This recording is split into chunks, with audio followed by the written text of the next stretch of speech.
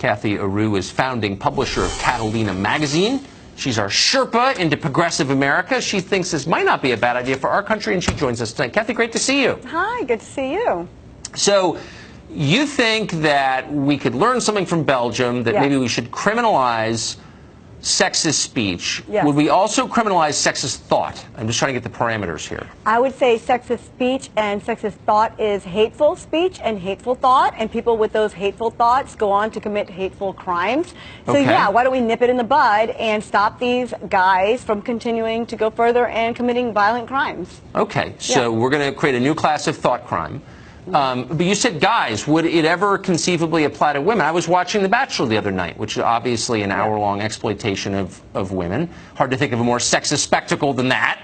And a lot of the producers are women. So would they be up for sexism charges in your world? Absolutely not. You know that women as a minority in this country, even though we are the majority, we're still the minority because white men are in charge. And it's hard to be a sexist and put the majority down when you're still considered the minority.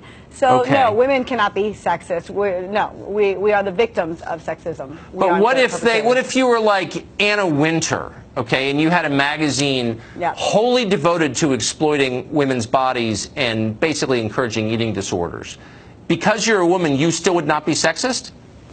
Well, that's an industry that makes a living off of those things, and believe it or not, the highest paid women in the world are models. So unfortunately, the only way that women could make more money than men are through modeling and through these magazines. So she actually did a favor to women by showing them in these magazines and helping women make more than men.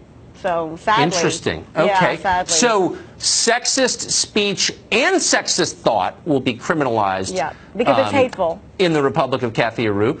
What would the punishment be? Would these be misdemeanors or felonies? Well, I mean, I think these men would move on to commit crimes. So should we nip it in the bud? Should we listen to people when they're saying hateful things and get them right when they're saying these sexist comments? And yeah, make it a felony. Put them away, make them learn their lesson. And when they come out, they'll be better people. So teach them a lesson. Maybe they would come out as sad and broken people. Would that bother you? I don't think they, well, if they're not hurtful and violent, it would not upset me if they're sad. No. I mean, they're sad, but they're not aggressive and violent. So be it. Yeah. How would, since sexist thought would be illegal, how would we determine? Sexist language, not thought, language. Okay.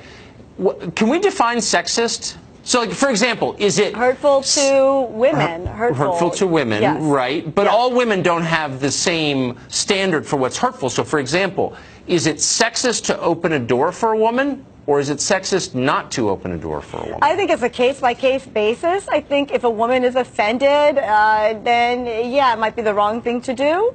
So sexism, it's hard to tell, but women who are aware of it, feel it, understand it, and yeah, sexism is alive and well.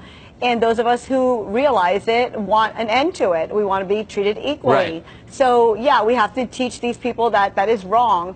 And this person in Belgium did call this police officer, better suited for another job because this was a woman. It was a police officer, and that was sexist. The things he said were awful, and he should be put away. Well, speaking of, well, it sounds like he's being punished. Yeah, finally, I mean, so if we're creating a whole new class of crime, obviously we're repealing the First Amendment and 250 years of tradition in order to do it. But whatever. It's Belgium. It's not their amendment. No, but I'm just saying if it were here, but you know, to make an omelet, you break some eggs. So, but we'd also need to hire a whole new class of law enforcement, obviously, to enforce these laws, kind of like the Saudis do. What would that be like? Where would there be speech police in public places? Could they come into your home? Like, how would you do this? Well, this country already has it. There are profanity laws. So this country's had laws that are about 100 years old. They're according to municipalities and according to different states. You can't say bad words in public within an officer or a children's earshot. So we already have those kind of laws in this country. So why not reintroduce the profanity laws with sexism laws and move on from words that offend to actions and concepts that offend and that are violent? What's going to happen to rap music? Rap music? Well, I think teenagers are going to continue to enjoy it, and parents are going to continue to hate it, and hopefully the rap stars will learn to rap about nicer things and not teach such hatred. Yeah, they better. They're going to be in Kathy Aru prison. So of course we're rooting for them. Kathy, thank you very much. Good to see you.